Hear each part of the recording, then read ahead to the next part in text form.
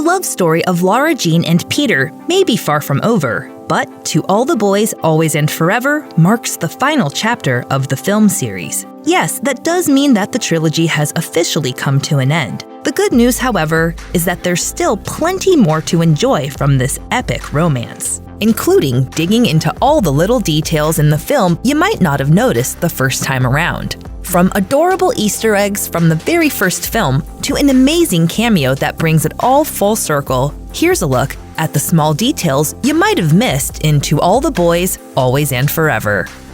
A lot has changed since To All the Boys I've Loved Before first brought Lara Jean and Peter together. But fans will notice some familiar items sprinkled throughout To All the Boys, Always and Forever. For one thing, Lara Jean has resumed wearing her necklace from Peter, which he returned to her after the two got back together at the end of To All the Boys, P.S. I Still Love You. And speaking of necklaces, Kitty is also still rocking that feminist necklace that took the internet by storm. Meanwhile, the LJ and PK heart logo that Lara Jean put on their promise lantern in the second film makes a triumphant return in several scenes of the third film, including a moment when Peter paints it on their home wall in Lara Jean's dream of their perfect future together, and on the lock Lara Jean got for him at Seoul Tower. Perhaps most adorably, Lara Jean is still using the same lock screen image of her and Peter cuddling that we saw in the previous films. There's more to the story of that photo than meets the eye, too.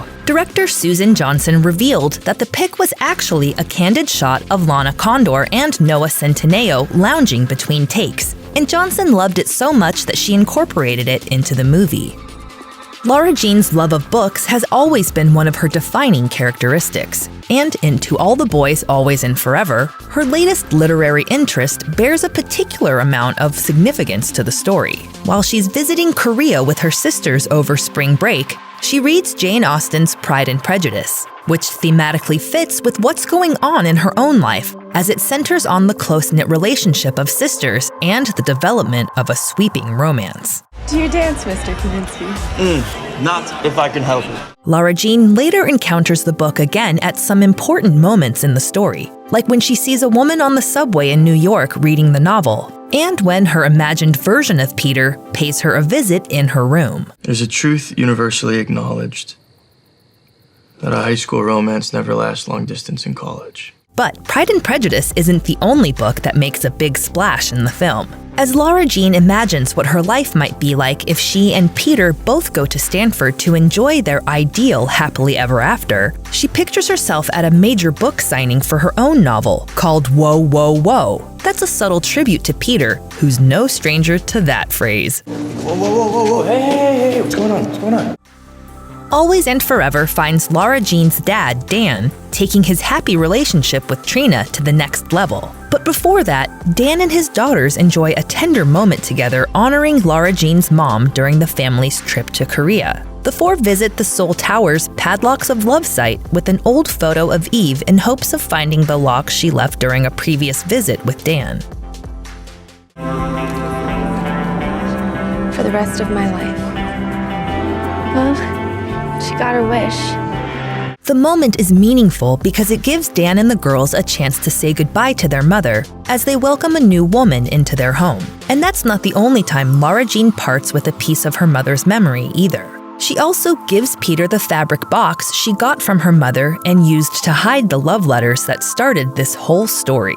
Lara Jean has long struggled with missing her mom, but in To All the Boys, Always and Forever, these gestures go to show that she's finally made peace with the loss of her mother.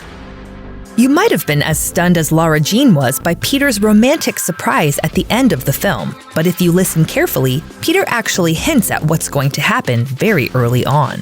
When Lara Jean first returns from her trip to Korea, she and Peter sit down to watch another classic romantic comedy together. This time, Say Anything.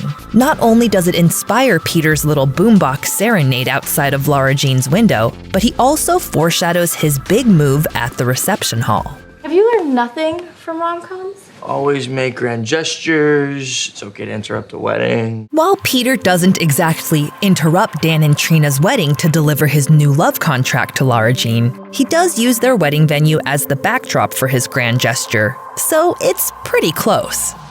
Another set of major movie references in To All the Boys, Always and Forever comes along at a blink and you'd miss it moment, as Lara Jean contemplates how to surprise Peter during their next big date. While brainstorming ideas for how to treat him to a themed outing that matches Peter's favorite films, Lara Jean jots down a few cinematic titles that he loves. Look closely enough at her list, though, and you'll see some titles that are particularly important to the movie's cast members. Most notably, she includes the film X-Men Apocalypse, which featured Lana Condor in her feature film debut as the mutant Jubilee. The list also includes Charlie's Angels, in which Noah Centineo had a role in the 2019 reboot of that film as the tech-savvy Langston. You can also see Shazam, a superhero smash that features actor Ross Butler, who plays Trevor in the To All the Boys films. And yet another entry on the list, Dr. Sleep, includes Henry Thomas, who plays Peter's estranged father in To All the Boys, Always and Forever.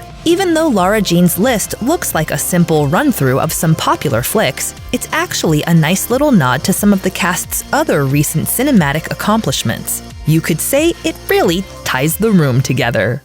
Did you just quote The Big Lebowski? Lara Jean's sense of fashion has always been on point, and that becomes particularly clear in To All the Boys, Always and Forever. In particular, there's a subtle shoe-related moment that references the first film. After the senior trip where Lara Jean and Jen have bonded during their night out in New York City, the two girls meet up again in the school hallway to talk about NYU, and Jen pays a quick compliment to Lara Jean's shoes. Oh my god, cute shoes. I like this. Ordinarily, that might just be a nice thing for someone to say offhand, but for Jen, it's a very big deal. As fans might recall, their feud first became apparent in To All the Boys I've Loved Before at this exact same spot near the lockers, when Jen dissed Lara Jean's boots. Cute boots. Thank you so much for your service. This time, there's no passive-aggressiveness in Jen's tone as she talks about Lara Jean's kicks, which confirms that they really have moved on from being foes to friends.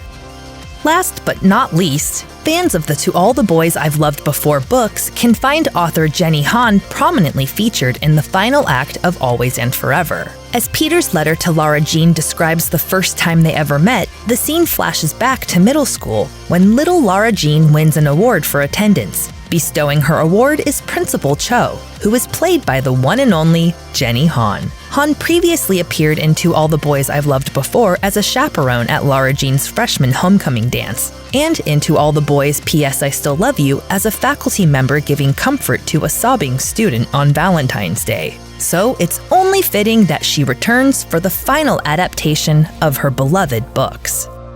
Thanks for watching. Click the links in our video to watch more from Netflix Film Club. Subscribe to our YouTube channel to get the latest exclusive videos. Plus, hit the bell so you don't miss a single one.